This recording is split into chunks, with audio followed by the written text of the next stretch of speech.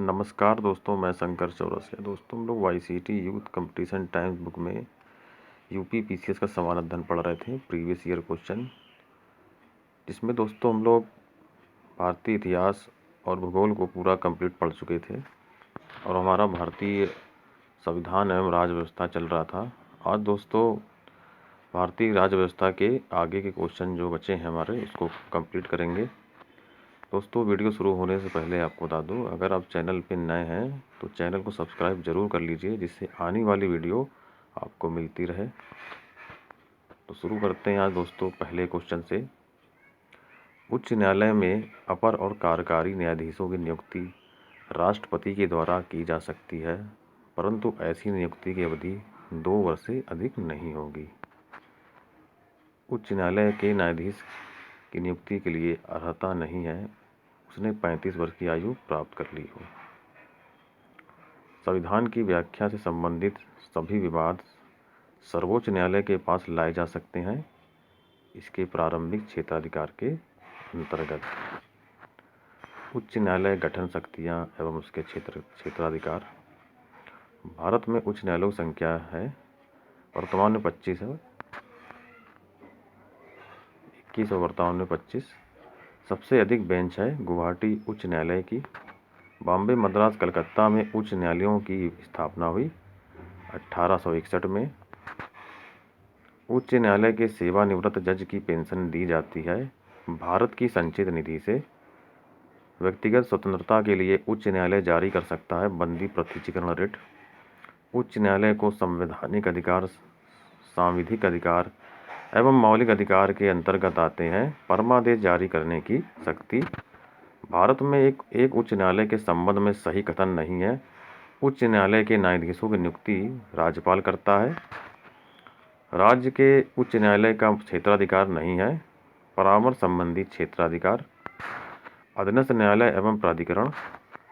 एक याचिका जो अधीनस्थ न्यायालय की कार्य पद्धति का परीक्षण करती है, उत्प्रेषण।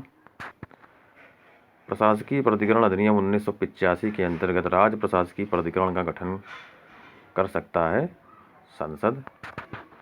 स्थानीय शासन, पंचायती राज का विकास एवं संरचना। पंचायतों के संदर्भ में सही कथन है मध्यवर्ती स्तर पर एक पंचायत होगी। भारत में राष्ट्रीय पंचायत राज दिवस मनाया जाता है 24 अप्रैल को। भारत के संविधान में 11वीं अनुसूची में विषय है 29 विषय। जनता को विकास मूलक प्रशासन में भागीदारी के योग्य बनाना उद्देश्य है पंचायती राज का। पंचायती राज की अनुशंसा की गई बलवंत राय मेहता समिति रिपोर्ट 1957। पंचायतों के अध्यक्ष पद के लिए आरक्षण का आधार है लिंग और जाति। ग्राम पंचायत द्वारा लगाए जाने वाला कर है स्थानीय मेलों पर कर। ग्राम पंचायत की आय का साधन नहीं है कृषि आय पर कर। पंचायती राज सर्वप्रथम आरंभ किया गया राजस्थान में। पंचायती राज प्रणाली है स्थानीय स्वशासन की। प्रत्यक्ष रूप से जनता द्वारा निर्वाचित किए जाते हैं पंचायत समिति के सदस्य। संविधान के प्रावधानों के अंतर्गत पंचायत चुनाव कराने का निर्णय किया जाता है राज्य सरकार द्वारा। अक्टूबर 1959 में पंचायती राज भारत में सर्वप्रथम आरंभ किया गया राजस्थान नागौर जिले में। पंचायतों की संरचना के बाबत उपबंध करने को अधिकृत है राज्य का विधानमंडल। पंचायती राज व्यवस्था अपनाई गई थी लोकतंत्र की शक्तियों के विकेंद्रण के लिए। पंचायतों एवं नगरपालिकाओं के संबंध में भारतीय संविधान में प्रावधान किया गया 1993 में। जनता द्वारा प्रत्यक्ष निर्वाचित होते हैं प्रधान एवं पंच। स्थानीय स्तर पर स्वशासन की एवं लोकतांत्रिक विकेंद्रीकरण एक व्यवस्था है पंचायती राज की। संविधान के अंतर्गत पंचायतों में महिलाओं के 1/3% की गारंटी देता है अनुच्छेद 243 घ नंबर। जिस समिति की संस्तुति पर देश में पंचायती राज को लागू किया गया था उसके अध्यक्ष थे बलवंत राय मेहता। पंचायती राज को संवैधानिक स्थिति प्रदान करने की संस्तुति दी गई थी LM सिंघवी कमेटी द्वारा। पंचायती राज संस्था में संबंधित नहीं है, PVN राव समिति। अशोक मेहता समिति ने पंचायती राज के लिए संस्तुति की थी, द्विस्तरीय प्रतिमान की। भारतीय संविधान के 73वें संविधान में सम्मिलित है जिला पंचायत, क्षेत्र पंचायत एवं ग्राम पंचायत। पंचायत चुनावों में अनुसूचित जातियों के लिए पदों का आरक्षण लागू नहीं होगा, अरुणाचल प्रदेश। उत्तर प्रदेश में जिला योजना में सम्मिलित किया जाता है नगर पंचायत। उत्तर प्रदेश में पंचायती राज संस्थाओं में महिलाओं के लिए आरक्षित स्थानों की संख्या है कुल स्थानों का 1/3। महिलाओं के लिए स्थानों के 33% आरक्षण का संवैधानिक प्रावधान इस समय लागू है। स्थानीय निकायों में स्थानीय शासन की एक विशेषता नहीं है, केंद्रीय नियंत्रण। पंचायती राज संस्था नहीं है, नागालैंड। पंचायती राज व्यवस्था में न्याय पंचायतों को किसी को बंदी बनाए जाने की सजा देने का अधिकार है, बिहार राज्य में। एक पंचायत से संबंधित नहीं है, 74वां संविधान संशोधन अधिनियम। भारत में प्रत्येक पंचायत का कार्यकाल 5 वर्ष का होता है, अपने प्रथम अधिवेशन के लिए निर्धारित तिथि से। पंचायत निर्वाचन हेतु राज्य निर्वाचन आयुक्त नियुक्त किया जाएगा राज्य के राज्यपाल द्वारा। भारत के विघटन के उपरांत वह अवधि जो नए चुनाव संपन्न कराने हेतु सही है, 6 माह के अंदर। समितियां और किस वर्ष बनी ये? PK Thungon 1988, Ashok Mehta 1977, BR Mehta 1957, LM Singhvi 1986। PK Thungon 1988, Ashok Mehta 1977, BR Mehta 1957, LM Singhvi 1986। नगरीय शासन, अर्बन गवर्नमेंट। मेयर का कार्यकाल होता है 5 वर्ष का। राष्ट्रीय विस्तार सेवा संबंधित है विकास खंड से। नगर पालिकाओं को संवैधानिक परिस्थिति की गई है, संविधान 74वां संविधान अधिनियम 1992। संविधान का वह भाग जो नगर पालिकाओं संबंधित है, भाग 9A। किसी राज्य में नगर पालिका का सीमा क्षेत्र अधिसूचित करने के लिए सक्षम है संबंधित राज्य का राज्यपाल। नगरीय ग्रामीण इकाई स्थानीय शासन संस्था, झांसी नगर निगम, मछली शहर नगर पंचायत, टुंडला नगर पालिका परिषद, सैफाई क्षेत्र समिति। झांसी नगर निगम, मछली शहर नगर पंचायत, टुंडला नगर पालिका परिषद, सैफाई क्षेत्र समिति। नेक्स्ट है सहकारी समितियां। भारतीय संविधान के अनुच्छेद 243 के अनुसार सहकारी समिति के निर्देशों की अधिकतम संख्या हो सकती है 21। सहकारी संगठन में सदस्यों को मत देने का अधिकार होता है। प्रत्येक सदस्य द्वारा प्रदत्त वित्त ऋण को सम्मिलित करते हुए एक अनुपात में सहकारी संगठन में सदस्यों को मत देने का अधिकार होता है। प्रत्येक सदस्य द्वारा प्रदत्त वित्त ऋण को सम्मिलित करते हुए एक अनुपात में। संवैधानिक निकाय, निर्वाचन आयोग। भारत के निर्वाचन आयोग संबंधित कार्य नहीं है, विधानमंडलों के चुनाव के लिए उचित प्रावधान करना। राज्य विधानसभा का निर्वाचन संचालन करता है भारत का निर्वाचन आयोग। निर्वाचन आयुक्त हटाया जा सकता है मुख्य निर्वाचन आयुक्त के परामर्श पर राष्ट्रपति द्वारा। भारत के मुख्य निर्वाचन आयुक्त की पदावधि है 6 वर्ष या 65 वर्ष की आयु तक, जो भी पहले हो। मुख्य चुनाव आयुक्त को पदच्युत किया जा सकता है संसद के दोनों सदनों के सदस्यों के 2/3 बहुमत से प्रमाणित कदाचार के आधार पर। मुख्य चुनाव आयुक्त को पदच्युत किया जा सकता है संसद के दोनों सदनों के सदस्यों के 2/3 बहुमत से प्रमाणित कदाचार के आधार पर। चुनाव की अधिसूचना जारी करना संबंधित नहीं है चुनाव आयोग से। नवयुवकों द्वारा 18 वर्ष की आयु पर मताधिकार का पहली बार प्रयोग किया गया आम चुनाव में 1989 में। निर्वाचन आयोग की 3 सदस्यीय आयोग बनाया गया वर्ष 1989 में। भारत के संचित निधि से लिए जाने वाला अनिवार्य व्यय भार नहीं है। भारत के निर्वाचन आयोग के सदस्यों के वेतन और पेंशन। वित्त आयोग का गठन किया जाता है प्रत्येक 5 वर्ष में। केंद्र और राज्यों के मध्य वित्त का प्रभाजन होता है वित्त आयोग की संस्तुतियों के आधार पर। राज्य सरकार तथा स्थानीय शासन के बीच राजस्व बंटवारे के लिए उत्तरदायी है राज्य वित्त आयोग। राज्य वित्त आयोग है एक संवैधानिक संस्था। भारत के 11वें वित्त आयोग का अध्यक्ष था एम खुसरो। 12वें वित्त आयोग ने सुझाव दिया है कि केंद्र और राज्यों के राजस्व को घटाकर शून्य करना है वर्ष 2008 से 9 तक। केलकर समिति संबंधित है वित्त आयोग से। 14वें वित्त आयोग का अध्यक्ष था वाई रेड्डी। भारत का नियंत्रक महालेख परीक्षक। भारत का नियंत्रक एवं महालेख लेखा परीक्षक जो कि अनुच्छेद 148 में दिया है, वह वर्ष जब अकाउंटिंग को ऑडिटिंग लेखा परीक्षा से अलग कर दिया गया तथा नियंत्रक एवं महालेख परीक्षक का कार्य केवल सरकारी लेखा तक सीमित रह गया अनुच्छेद 1976 में।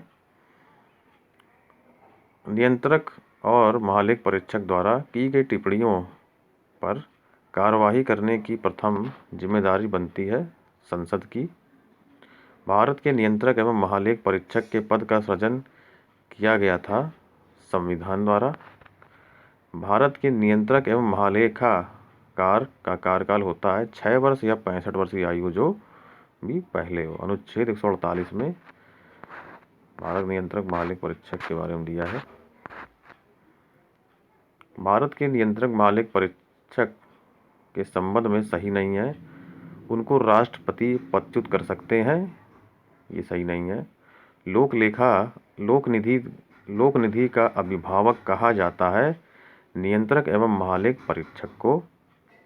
भारत का नियंत्रक एवं महालेखापाल का एक मित्र एवं मार्गदर्शक होता है लोक लेखा समिति। नियंत्रक एवं महालेखा परीक्षक की टीका टिप्पणी पर उचित कार्रवाई करने की अंतिम जिम्मेदारी है संसद की। संघ एवं राज्य लोक सेवा आयोग। भारतीय संविधान का वह अनुच्छेद जो कई अखिल भारतीय सेवा की स्थापना का प्रावधान करता है अनुच्छेद 312। भारत के संघ लोक सेवा आयोग का गठन किया गया था अनुच्छेद 315 के अंतर्गत। एक अखिल भारतीय सेवा नहीं है भारतीय आर्थिक सेवा। संघ लोक सेवा आयोग अपना वार्षिक प्रतिवेदन सौंपता है राष्ट्रपति को। किसी राज्य लोक सेवा आयोग के कार्यों को इनके अनुमोदन से संघ सेवा आयोग को सौंपा जा सकता है भारत के राष्ट्रपति। उत्तर प्रदेश लोक सेवा आयोग के व्यय भारित होते हैं राज्य की संचित निधि पर। अखिल भारतीय सेवाओं में सेवा श्रेणियां हैं 3। अनुसूचित जातियों एवं अनुसूचित जनजातियों हेतु राष्ट्रीय आयोग। भारतीय संविधान की 6ठी अनुसूची में निम्न राज्यों के जनजातीय क्षेत्रों के प्रशासन से संबंधित है असम, मेघालय, त्रिपुरा, मिजोरम। जातियों या जनजातियों को अनुसूचित जाति या अनुसूचित जनजाति घोषित करने की शक्ति जिस संवैधानिक अधिकार में विहित है वह है भारत का राष्ट्रपति। भारत का महान न्यायवादी वह भारत के राष्ट्रपति द्वारा नियुक्त किया जाता है और उसमें वही योग्यताएं होनी चाहिए जो सर्वोच्च न्यायालय के न्यायाधीश की होती है। यह गुण आवश्यक है भारत के महानवादी के विषय में। भारत के अटॉर्नी जनरल विधि सलाहकार हैं भारत सरकार के। भारत सरकार का प्रथम विधि अधिकारी समझा जाता है महानवादी को। वह जो अपना पद राष्ट्रपति के प्रसाद पर्यंत धारण करता है भारत का महान्यायवादी।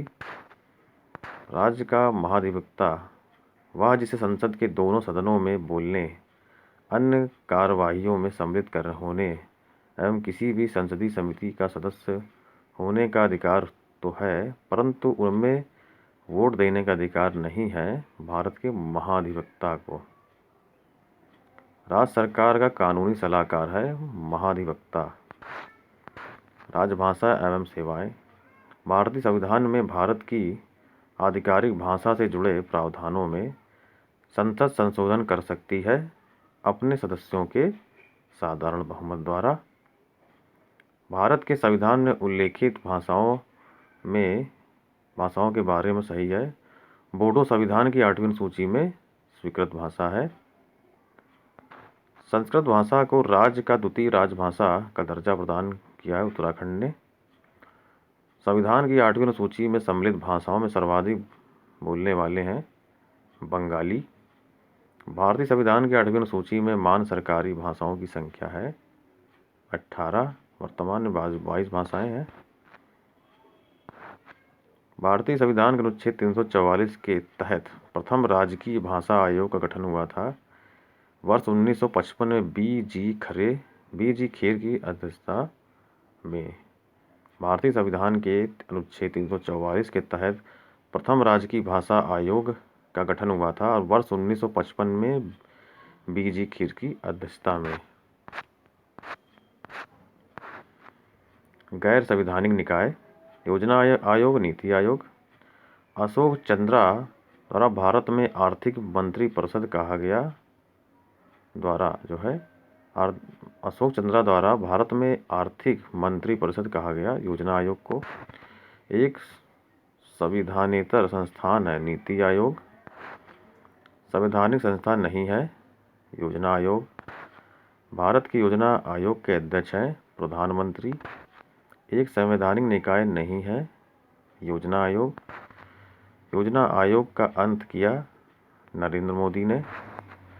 राष्ट्रीय विकास परिषद, राष्ट्रीय विकास परिषद का मुख्य संबंध होता है पंचवर्षीय योजना के अनुमोदन से।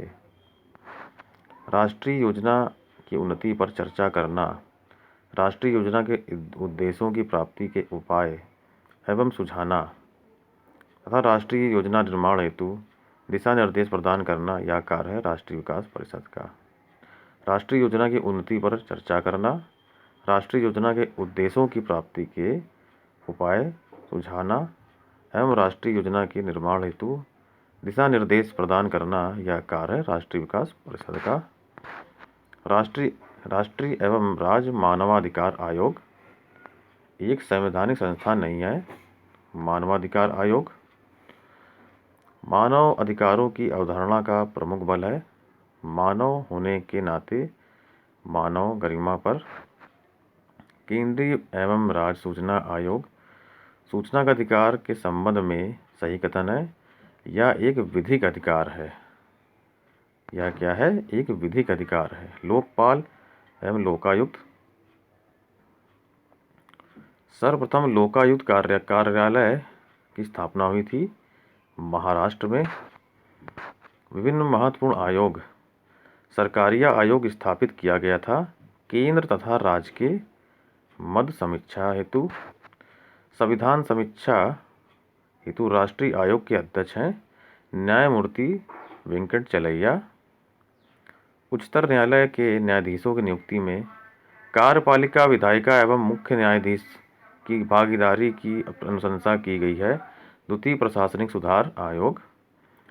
उच्चतर न्यायालय के न्यायाधीशों की नियुक्ति में कार्यपालिका, विधायिका एवं मुख्य न्यायाधीश की भागीदारी की अनुशंसा की गई है द्वितीय प्रशासनिक सुधार आयोग। राज्य निर्वाचन आयोग वित्त आयोग एवं पंचायत है संवैधानिक प्राधिकरण। राजनीतिक गतिशीलता, राजनीतिक दलों का गठन एवं मान्यता। राजनीतिक दलों को संवैधानिक मान्यता प्रथम बार मिली 1985 में।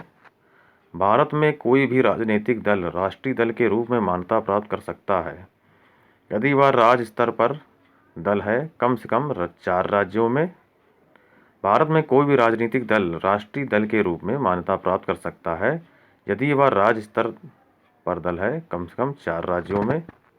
राष्ट्रीय राजनीतिक दल नहीं है तेलुगु देशम। किसी राजनीतिक दल को क्षेत्रीय दल के रूप में मान्यता दी जाती है यदि वह राज्य में या तो लोकसभा अथवा विधानसभा चुनाव में 8% वोट प्राप्त करता है। किसी राजनीतिक दल को क्षेत्रीय दल के रूप में मान्यता दी जाती है यदि वह राज्य में या तो लोकसभा अथवा विधानसभा चुनाव में 8% वोट प्राप्त करता है। क्षेत्रीय राजनीतिक दल है अकाली दल।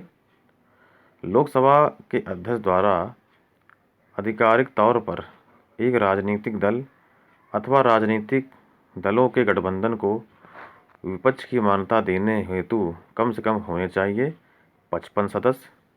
लोकसभा के अध्यक्ष द्वारा आधिकारिक तौर पर एक राजनीतिक दल अथवा राजनीतिक दलों के गठबंधन को विपक्ष की मान्यता देने हेतु कम से कम होने चाहिए 55 सदस्य। केरल में प्रथम साम्यवादी राज सरकार गठन किया गया था 1957 में। दल परिवर्तन कानून। संविधान की अनुसूची में दल बदल विरोधी कानून से संबंधित है 10वीं अनुसूची। दल बदल निरोधक अधिनियम जिस तिथि को पारित हुआ था वह तिथि है 15 फरवरी 1985। एक दल बदल कानून निरोध में आच्छादित नहीं है। किसी दल में एक साथ पूर्ण दल बदल। भारतीय संविधान में दल बदल विरोधी कानून को रखा गया है 10वीं अनुसूची में। तो दोस्तों आज का वीडियो यहीं तक था। अगर वीडियो पसंद आए लाइक करिए, सब्सक्राइब करिए। मिलते हैं अगले वीडियो में। धन्यवाद।